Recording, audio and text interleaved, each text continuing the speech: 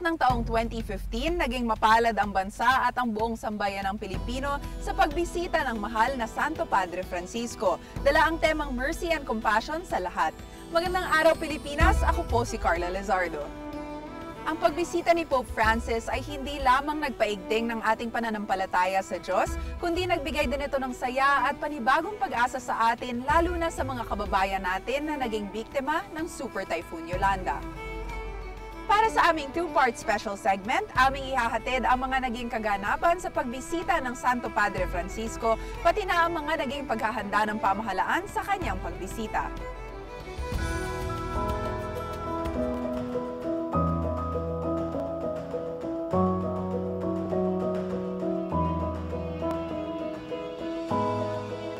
Dalawang dekada ang nakalipas, isang malaking marka ang naiwan sa buong Pilipinas, sa puso at buhay ng mga Pilipino sa pagdalaw ni Pope John Paul II na ngayon ay salangganap na santo.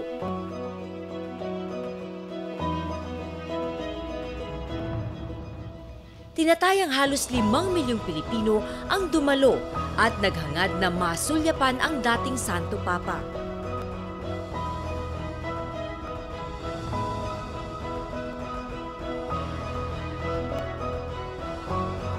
At ngayon, damang-dama ang kasabikan at kitang-kita ang kaugaliang makadiyos ng mga Pilipino sa isa na namang makasaysayang pangyayari sa Pilipinas, ang pagdalaw ng ama ng simbahan, ang People's Pope, Pope Francis.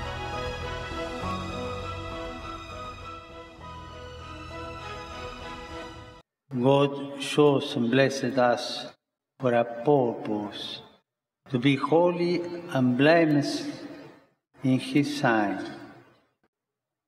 He chose us, each of us, to be witnesses of this truth and His justice in the world. He created the world as a beautiful garden and asked us to care for it. Maawain, masayahin, at malapit sa mahihirap at nangangailangan.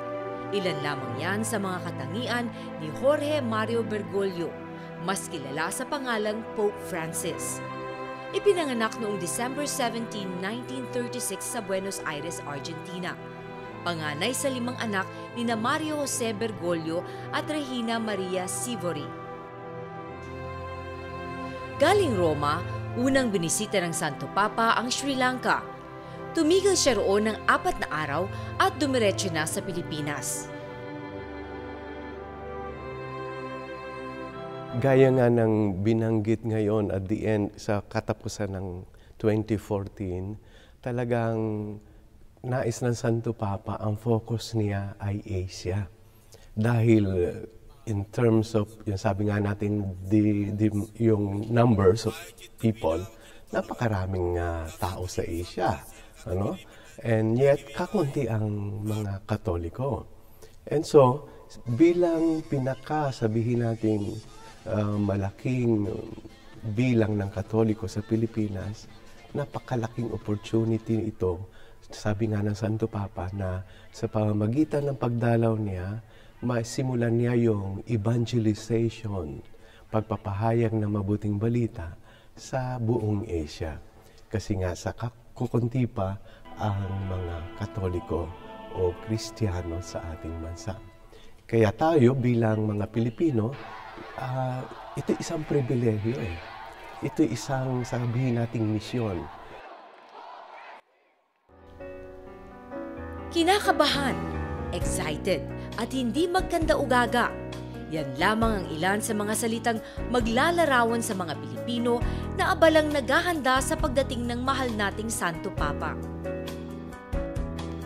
Umulan man o umaraw, walang pagod na nagtrabaho at naghanda ang mga Pilipino upang masiguro ang kaayusan, seguridad at kalinisan mula sa lugar na tutuluyan ng Santo Papa sa lugar na bibisitahin niya at maging sa mga dadaanan niya, kasama na ang palasyo ng Malacanang. Ngunit hindi lamang sa buong kamay nilaan siniguro ang seguridad ng bawat isa. Isa rin sa naghanda ang mga Taclobanon sa pagbisita ni Pope Francis.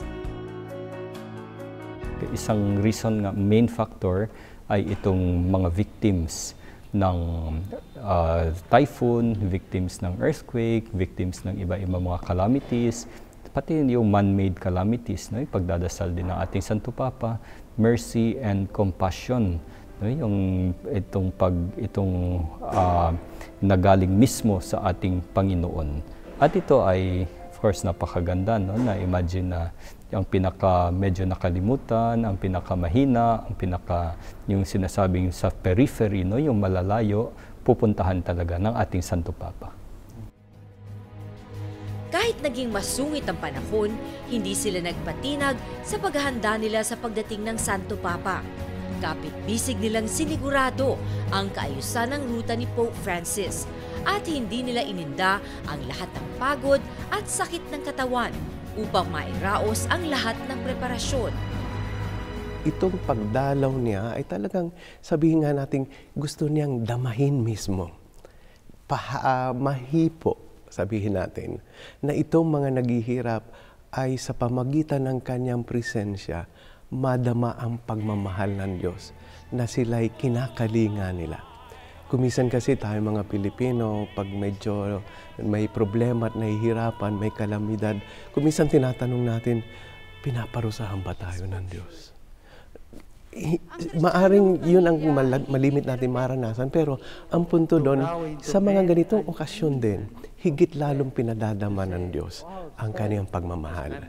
Kaya naman sa pagdalaw ng Santo Papa, yung presensya niya ay pagpapahayag na ang Diyos ay kumakalinga sa atin, lalo na tayong mga sabihin nating nahihirapan at nakakaranas ng iba't ibang kalamidad. Sa palagay ko, dapat ay mag-prepare talaga tayo sa kanyang pagdating. Sa anong paraan, sa ating pagdadasal para sa kanya, yan din ang sabi ng ating mga obispo sa Pilipinas, na ipagdasal natin itong pagdating ng ating Santo Papa. Sana ay makapag-offer din tayo ng mga sacrifices para sa kanya at mapakilala pala natin lalo ang ating Santo Papa, si Pope Francis. Maikwento natin sa ating kapwa, mapag-aralan din natin ang kanyang mga tinuturo. At ang tinuturo niya, ito din ang turo ng ating Panginoon, ang nasa Biblia. Hapon ng January 15, lumapag ang eroplano na sinasakyan ni Pope Francis sa Pilipinas. Hindi na agad mabilang ang taong naghihintay sa kanya, umaasa na makita ng malapitan ang Santo Papa.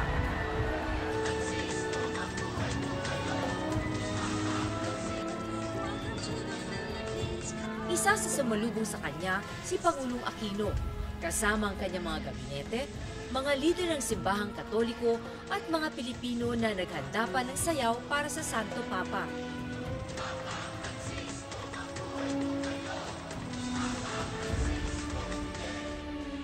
Mula pa lamang sa dinaanan na ruta ni Pope Francis, hindi na mabilang ang mga taong nag-aabang sa kanya. Kitang-kita rin naman sa mukha ng Santo Papa ang lubos na kasiyahan sa mainit na pagsalubong sa kanya ng mga Pilipino. Pinagpatuloy naman sa palasyo ng Malacanang ang malugod na pagtanggap kay Pope Francis sa pangunguna pa rin ni Pangulong Benigno Aquino III. Makikita din ang hilig niya sa mga bata sa bawat halik at yakap niya sa mga ito. Sa naging mensahe ni Pangulo Aquino, pinasalamatan niya ang Santo Papa na isa sa naging inspirasyon ng bawat isa at ng pamahalaan. In the fight to transform society, one cannot help but be heartened by the fact that we are not alone. When we tread this path with people such as yourself, along with the millions you have inspired, we gain the courage to do what needs doing, the optimism to dream about what we can achieve in unity with one another, and the opportunity to turn that dream into a shared reality with the grace of Almighty God. The Filipino people, in whose name I welcome you today, ask your blessing. May we find more mercy and compassion in our lives. Pinakita naman ni Pope Francis ang paghanga niya sa mga Pilipino sa pinamalas nilang katatagan sa pagbangon at sa malakas na pananalig pagkatapos ng matinding sakuna na idinulot ng Bagyong Yolanda. In a particular way, this visit is meant to express my closeness to our brothers and sisters who endured and suffering, loss, and devastation caused by Typhoon Yolanda. Together with many people throughout the world, I have admired the heroic strength, faith, and resilience demonstrated by so many Filipinos in the face of the natural disaster and so many others.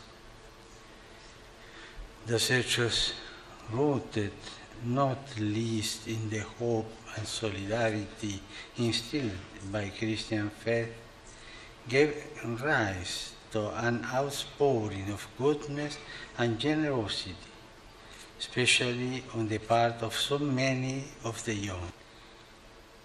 May the deepest spiritual values of the Filipino people continue to find expression in your efforts to provide your fellow citizens with an integral human development. Bilang ama ng simbahan, mahalaga para sa Santo Papa ang pamilya.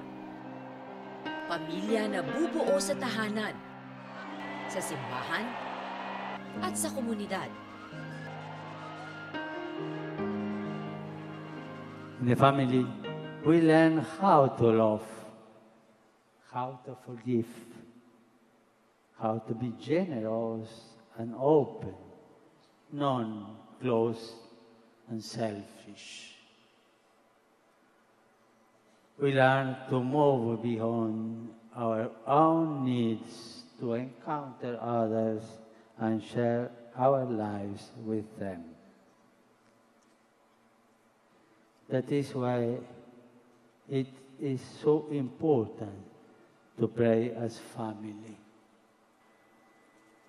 Families will always have their trials, but may you never add to them.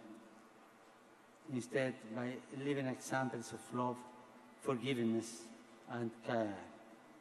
When families bring children into the world, train them in faith and sound values, and teach them to contribute to society, they become a blessing in our world.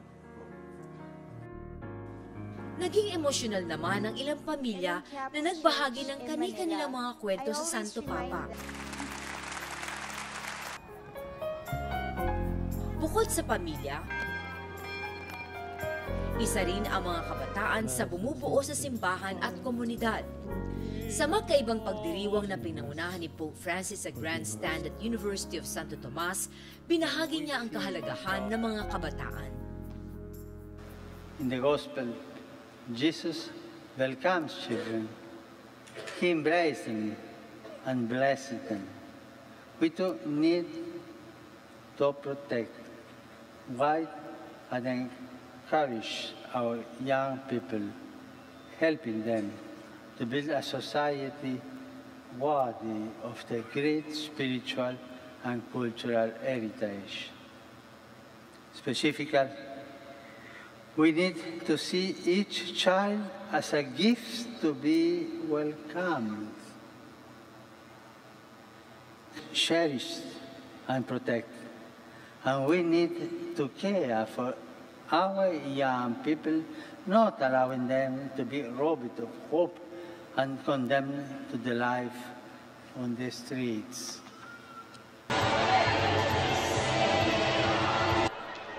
At dahil na rin sa patuloy na pag-usbong ng teknolohiya, maraming epekto ang naidudulot nito sa mga kabataan, positibo o negatibo man.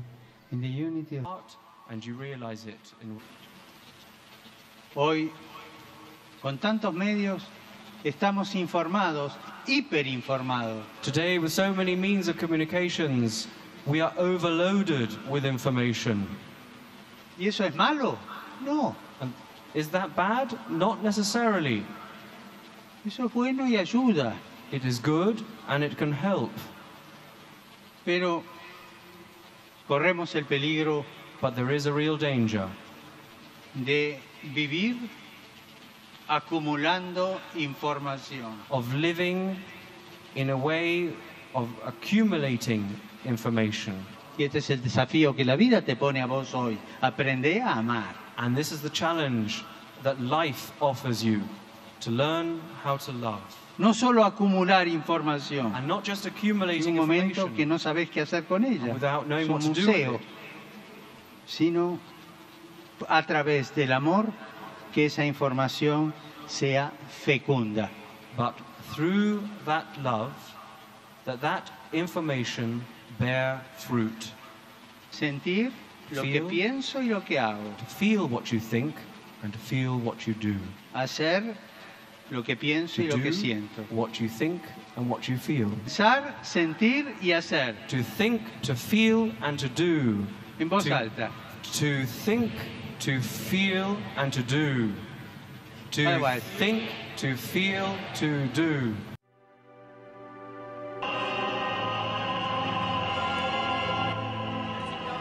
Sa isa pang misa ng Santo Papa kasama ang mga pari, madre at iba pang mga alagad ng simbahan, pinaalala niya na maging modelo sila at palaganapin pa ang pagmamahal nila sa Diyos. I ask you to share the joy and enthusiasm of your love for Christ and the Church with everyone, but especially with your peers. Be present to young people. We may be confused and despondent, yet continue to see the Church as their friend on the journey and as a source of hope. Be present to those who, living in the midst of a society burdened by poverty and corruption, are broken in spirit, tempted to give up, to leave school, and to live on the streets. Proclaim the beauty and truth of the Christian message. To a society which is tempted by confusing presentations of sexuality, marriage, and the family. As you know, these realities are increasingly under attack from the powerful force which threaten to disfigure God's plan for creation and to betray the very values which have inspired and shaped all that is best in your culture.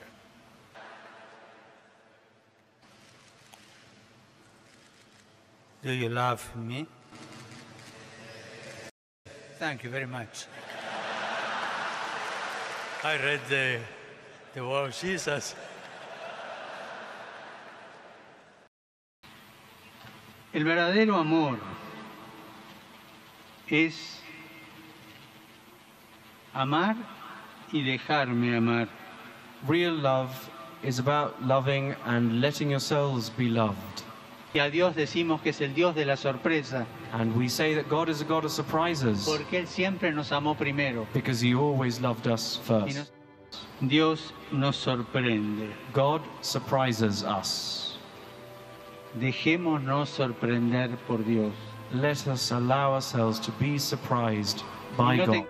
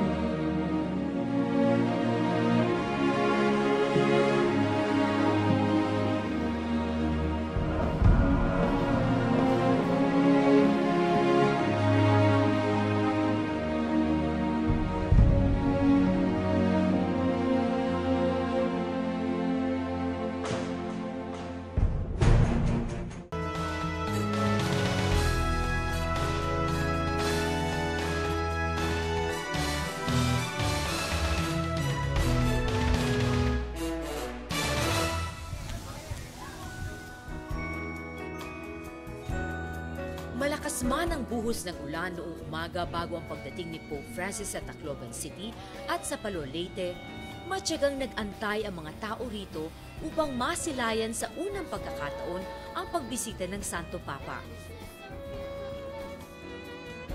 Madaling araw pa lang, kumpulan na ang mga Taclobanon sa Daniel Z. Romualdez Airport sa pagbabaka sakaling masulyapan si Pope Francis. Matinding lamig, gutom at puyat ang kanilang tiniis para makakuha ng magandang pwesto sa open field ng airport kung saan idinaos ang misa. Humigit kumulang 100,000 katao ang nakiisa at nais masilayan ang pagbisita ng mahal na Santo Papa. Hanggang sa dumating na nga ang pinakahihintay ng lahat.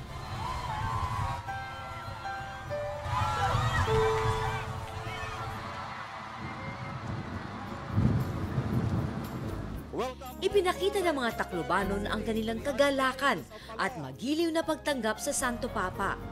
Kahit pa malamig ang panahon, naging mainit ang pagsalubong ng mga taga rito. Suot ang kani-kanilang mga kapote na puno ang mga kalsada ng mga taong sabik na makita si Pope Francis. Lahat ay nakisaya, may mga edad man o kahit mga bata. Nakipagsiksikan sa di mahulugang karayom na dami ng tao. Sinuklian naman ng Santo Papa ng matamis na ngiti ang mga sabik na residente. Suot-suot ang kanyang kapote, mababaka sa kanyang mukha, ang kagalakan ng makita niya mga tao sa lugar na itinuturing niyang mahalagang parte ng kanyang apostolic journey dito sa Pilipinas. Ang pagdalaw na ito ni Pope Francis sa Tacloban at Palo ay malaki ang naidulot sa pananampalataya ng mga taga-Leyte, lalo na sa pagpapanumbalik ng pag-asang minsay nawala sa lugar nung manalasa ang bagyong Yolanda.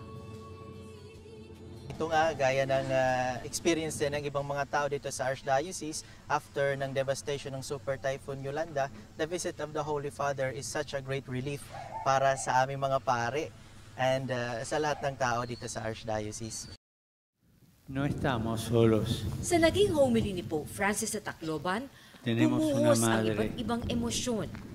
Karamihay masaya, ngunit may ilan din namang hindi napigilan ang damdamin sa mga aral na binitiwan ng Santo Papa tungkol sa muling pagbangon at panibagong pag-asa. Tantos de ustedes Naging sentro nito ang mga nabiktima at nakaligtas sa mapaminsalang bagyo noong 2013. Ipinakita ng Santo Papa ang kanyang taus-pusong pakikiramay sa mga nakaligtas, lalo't higit sa mga nawalan ng kani-kanilang mga mahal sa buhay. Y cuando permítanme esta confidencia, y cuando yo vi desde Roma esta catástrofe, sentí que tenía que estar aquí. Y ese día, esos días, decidí hacer el viaje aquí. Quise venir para estar con ustedes. Un poco tarde, me dirán, es verdad, pero estoy.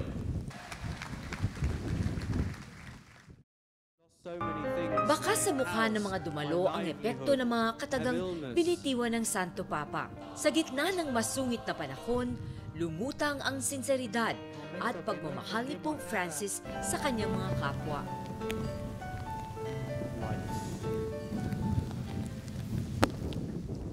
Tantos de ustedes han perdido todo. Yo no sé qué decirles. Él sí sabe qué decirles. Tantos de ustedes han perdido parte de la familia. Solamente guardo silencio y los acompaño con mi corazón en silencio. Esto es lo único que me sale decirles. Perdónenme si no tengo otras palabras, pero tengan la seguridad de que Jesús no defrauda. Tengan la seguridad que el amor y la ternura de nuestra Madre no defrauda. Y agarrados a ella como hijos y con la fuerza que nos da Jesús, nuestro hermano mayor, sigamos adelante. Sa ating nasaksihan, marahil ay hindi lang iba't ibang emosyon ang ating nakita. Nakita rin natin ang nag-uumapaw na pag-asa ng mga Taclobanon ngayon kaisa nila si Pope Francis sa tuluyang paglimot sa bangungot na dinulot ng matinding kalamidad. Ang pagdalaw na ito ng Santo Papa ay nakatatak na sa isip ng mga taga rito, lalo na siguro kay Aling Henita Aguilar. Sa dinami-dami ng mga nag-abang kay Pope Francis sa kanyang motorcade, isa ang pamilya ni Aling Henita sa mga hinintuan at binabaan ng Santo Papa upang kumustahin ng personal. Dito lang ako sa may tindahan ko. Buungaw lang ako dyan. Nung asawa ko nandito, si mga pamangkin ko, kasi hindi nga mulat kasi umuulan, pero pabayaan ko, titingnan ko lang yung mga pamangkin ko dito. Yung nga, nakikita ko na parang huminto yung sinasakyan ni Pope Francis. Parang unti-unti siya pupunta rito. Di, bumaba na ako agad kasi tinawag ako ng asawa ko. Baka na rito yun. Nag-iblis na siya dyan. Ni sa panaginip, hindi raw naisip ni Aling Henita na mismo si Pope Francis ang tatayo sa harap ng kanilang munting bahay. Ayon sa kanyang kwento, nanginginig siyang humarap sa Santo Papa na dumating sa puntong nakatulala siyang nagmano rito. Masaya. Natuwa ako na para akong naiyak. Inawagan ko yung kamay niya. Sabi ko para akong nakahawak na ng Panginoon. Yung gano'n. Wala akong nasabi na salita. Parang narinig ko na lang sa kanya na bless the family, gumanon siya, tapos pray for me also. Para kay Aling Henita, malaki ang epekto ng pagbisita ni Pope Francis, hindi lang sa Tacloban, kundi mismo sa kanilang pamilya. Minsan na kasi niyang hinarap ang pinakamalaking pagsubok ng kanyang buhay. Ito ay nang mawalan siya ng anak noong kasagsagan ng bagyong Yolanda. Maging mas malapit pa kami sa Panginoon. Siguro yung ganun gusto niyang iparating sa amin na maging religious kami. Yung mas umano pa kami sa Kanya, mas lumapit pa sa lahat ng problema. Para naman sa iba, malaking tulong ang pagpunta ni Pope Francis lalo na sa muling pagpapanatili ng pananampalataya ng mga taga-Leyte. Kagaya ni Bea Lorene, isa sa mga survivors ng bagyong Yolanda. Milagro nang maituturing ang pagkakaligtas nila noon. Kasi nung Yolanda talaga, naniwala talaga ako sa milagro. Naniwala ko nandyan yung Diyos kasi sa 10 tao kami nakakapit sa isang sanga ng mangga. May malaking tangke pa na na nasa tabi namin. May mga tangke pa ng oxygen, ng gasol na nasa namin. Sabi ko, pag pumutok to talaga mamamatay kami. May mga year na nagliliparan, pero hindi kami namatay, na-survive kami. Dumating man sa puntong halos mawala ng pag-asang mabuhay si Bea, hindi naman siya nagpadaig dito at patuloy na nanalig. May dahilan marahil ang masasabing pangalawang buhay na ibinigay kay Bea. Katulad kasi ni Aling Henita, nagkaroon din ng pagkakataon si Bea na makita ng malapitan si Pope Francis. Hindi ko alam yung gagawin ko, umiiyak lang ako, tumatalon.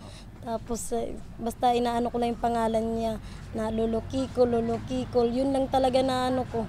Yun lang yung nasasambit ko. Sabi ko na hindi na ako makipagsiksikan kasi maulan. May lagnat ako noon, tsaka yung isang anak ko may lagnat. Kaya dito na lang ako, sabi ko makita ko lang siya, okay na yun. Napaka-bless ko naman. Sabi ko na kasimple-simple kong tao, kadami-daming tao na pumunta. Tapos sa akin, isa lang ako sa konti na nabigyan ng chance makalapit.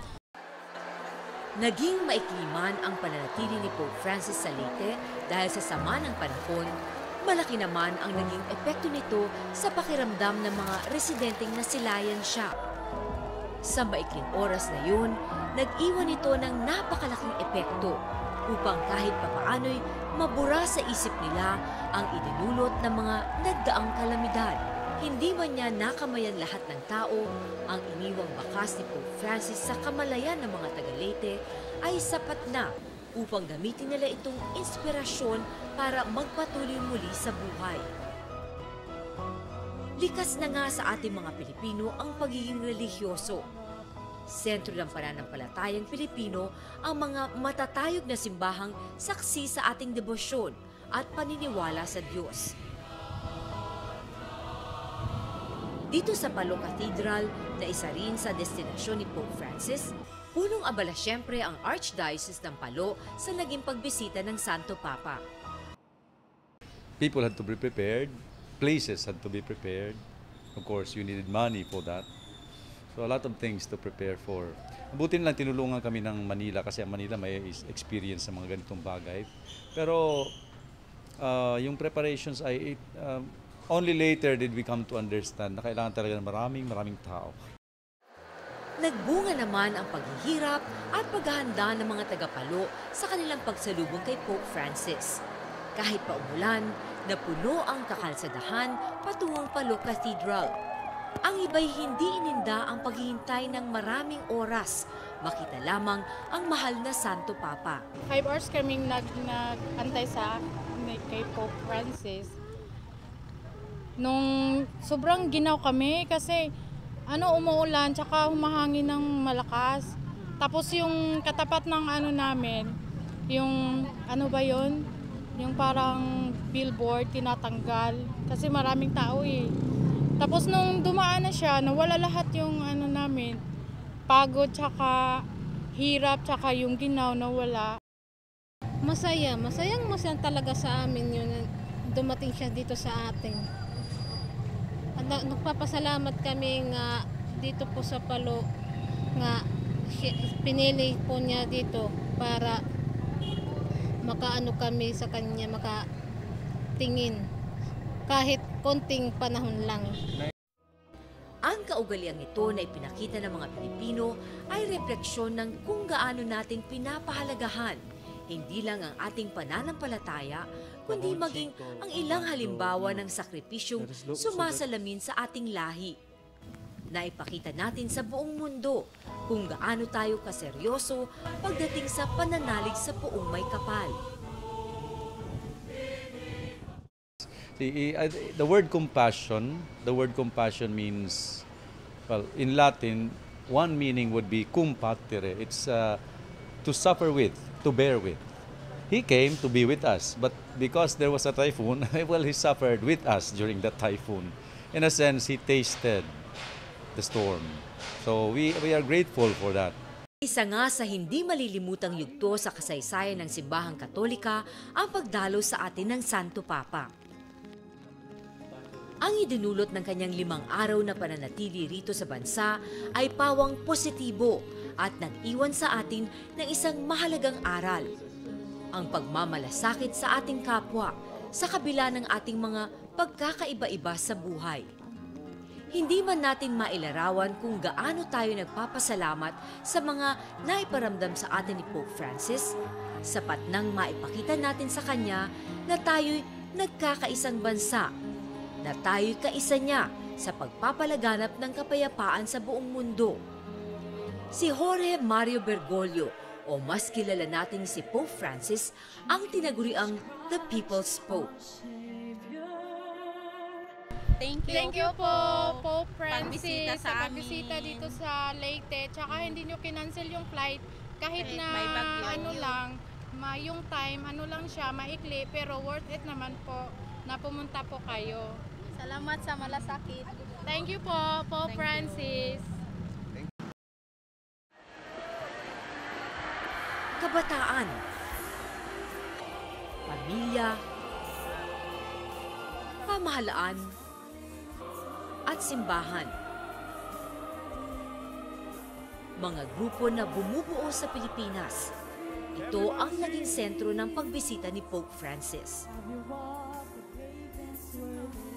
Sa 5 araw na pamamalagi niya sa bansa, hindi maikakaila ang kakaiba niyang karisma sa mga Pilipino. Sa paglapag pa lamang ng eroplano na sinasakyan niya at hanggang sa pagbalik niya sa Roma. Hindi bumitaw ang mga Pilipino at sinamahan si Pope Francis sa makasaysayan niyang paglalakbay sa Pilipinas. Mula sa simula hanggang sa pagwawakas ng pagbisita ni Pope Francis, kasama niya ang buong Pilipinas.